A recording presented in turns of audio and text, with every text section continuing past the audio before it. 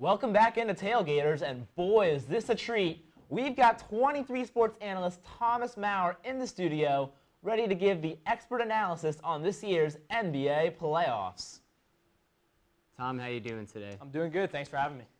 All right, Tom, let's get right into it. In the Western Conference, Golden State, San Antonio, and Oklahoma City are all heavy favorites in their first-round series, but obviously we saw Dallas pull off an upset on the road in OKC for Game 2, so they tied that series up.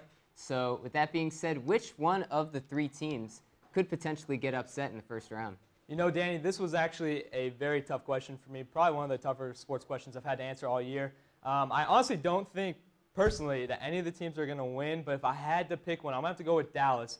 Reason why is they historically have been a great playoff team. Also, you know, last night without Barrett, banged up Williams, Nowitzki getting older, no Parsons, and they were able to go into OKC and get the win. That's huge for this team.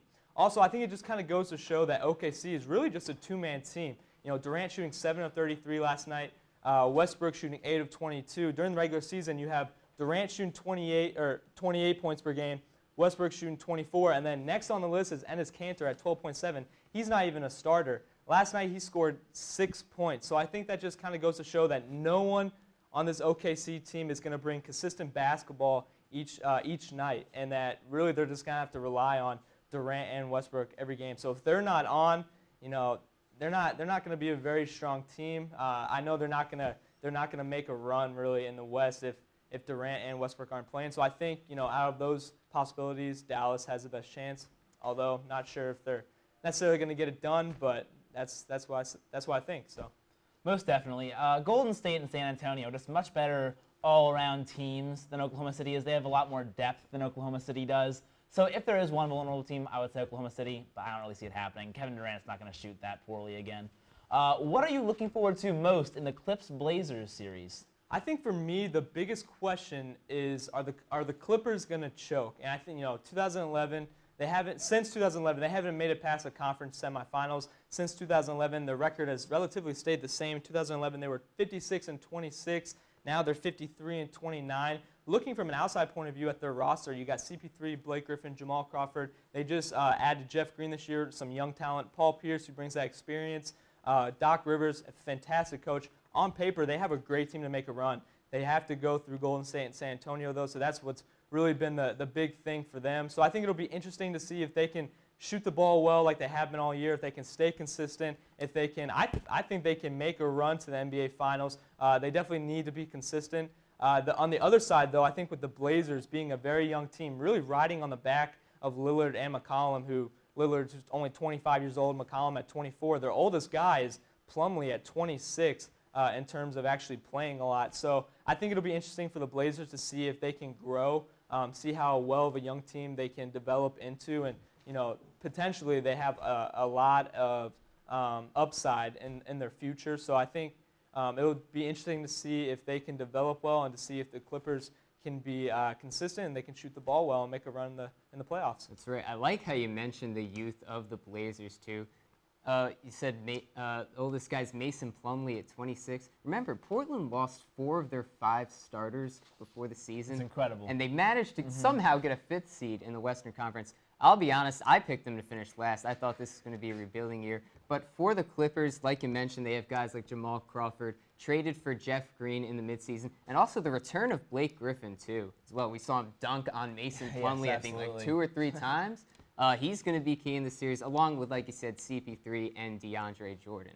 Now switching over to the Eastern Conference, where the top-seeded Cleveland Cavaliers had a bit of a tough game in Game 1 against the Detroit Pistons. We heard Stan Van call out LeBron James in the interview. I don't know what that was about. But going forward in this series and beyond, should the Cavs be concerned that Game 1 was this close?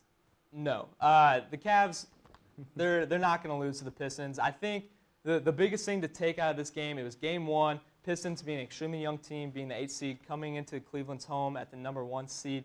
The Pistons tried to make some noise. They wanted to show that they have potential, and I think they do. You know, they easily could have won that game at the end, but it just goes to show the Cavs, with their experience, where they've been, with the talent that they got, especially with LeBron as their leader, making sure they pulled out the victory at the end. I don't see Cleveland having too much trouble, but they have been known to lose some bad games this year. If Detroit consistently plays that well, which I don't think they will, but if they do consistently play that well for the rest of the series, they could make some noise, maybe win a game or two. I still don't think, with LeBron's not going to lose in the first series, so I don't think Cleveland has much to worry about. I do agree. I think that Cleveland just has too much star power for just about any team in the East for the most part. And LeBron James doesn't lose in the playoffs to teams that are worse than his team, in all honesty. It takes a team that's better than his team to beat him out. After watching Indiana pull out a victory in Game 1 on Toronto's home floor, do you think the Pacers can pull off the series upset? That first game really shocked me. I personally, I don't think so. The Pacers are an interesting team. Paul George is going to do whatever he wants. 33 points in Game 1, yet they still only won by 10. Lowry and DeRozan played awful. They shot 34% from the field as a team. Lowry and DeRozan in Game 2 didn't shoot much better. So I think the biggest thing to take away from this is that the Raptors are going to need key players to step up every game. In Game 1, they didn't have that. It was really just looking and relying on DeRozan and Lowry. In Game 2, Valanciunas showed up, dropped 23. So I think, understanding for the Raptors' point of view, understanding that Paul George is going to do what he wants, you really just have to worry about getting other guys involved and not relying on Lowry and DeRozan. While they are great players, they're not a Durant, they're not a LeBron. They're not going to drop 25 and plus every single game. So I think the biggest thing for the Raptors is they're going to have key players get involved, and Valanciunas did that in Game 2. Absolutely, and I like how you said Lowry, DeRozan, they're not really like the superstar talent. And I think Game 1 was really more of a wake-up call that it's going to take a complete team effort for the Raptors to avoid the upset in the series. We saw, again, Lowry, DeRozan struggle in Game 1. We saw the bench step up big time in Game 2, guys like Corey Joseph, Patrick Patterson. Again, for the Raptors, it's going to take a complete team effort for them to avoid the upset because, Paul George is going to be Paul George. He's going to get the job done, along with guys like C.J. Miles, picked up Ty Lawson at midseason as well. That was a good pickup. So, again, for Toronto, it's going to take a complete team effort all around from Lowry, DeRozan, and everyone. And speaking of upsets, another team put on upset alert by many analysts before the playoffs was the Miami Heat. But they responded to those critics right away by setting a franchise record for points in a playoff game. How about this? 123 to 91 in their Game 1 win over Charlotte. So, Tom, going forward, what does Charlotte have to do to get back into this series? This Game 1 really shocked me as well. I, too, had Miami on the upset list. There are a lot of things that Charlotte needs to work on. That includes their ball movement. They only had 11 assists compared to Miami's 27. They need to protect the paint better. Miami had 56 points in the paint, which is unbelievable. They need to rebound better. Only 28 rebounds compared to Miami's 42. And they only had 5 fast break points. That's the thing that stands out to me the most, because when you get to the playoffs, the biggest thing that's going to help you be successful is you got to make the opposing team as uncomfortable as possible. With only 5 fast break points, that just shows that you're not moving the ball up the floor, you're not setting the pace, you're not controlling the tempo of the game, and that you're allowing Miami to get back on defense and to make some sound stops. So I think with Charlotte, with the young guys that they got, they can totally move the ball. They need to pass the ball better, obviously. But if they can make Miami as uncomfortable as possible, they can definitely win this series. It'll be interesting to see, but I think if they take care of those 4 things, the next few games, that really the rest of the series will be extremely interesting.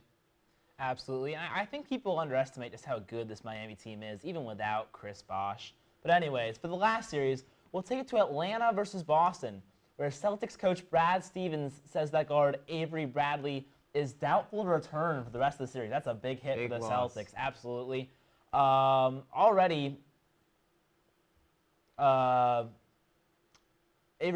Bradley doubtful, already down 1-0.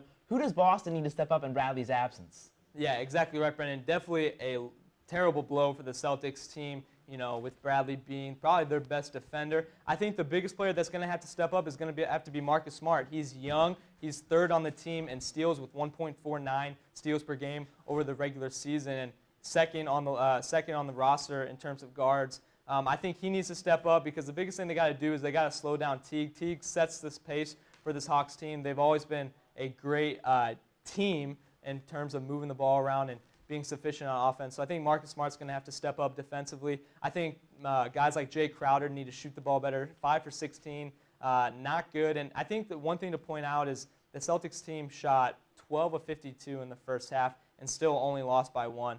This just kind of goes to show how much of a next man up mentality the team has and how they always have guys coming in. So I think it'll be interesting to see what Brad Stevens does. I definitely think Marcus Smart needs to step up defensively. And it'll also be interesting to point out what he'll do with the young guys. I think Rozier and R.J. Hunter might get some valuable minutes.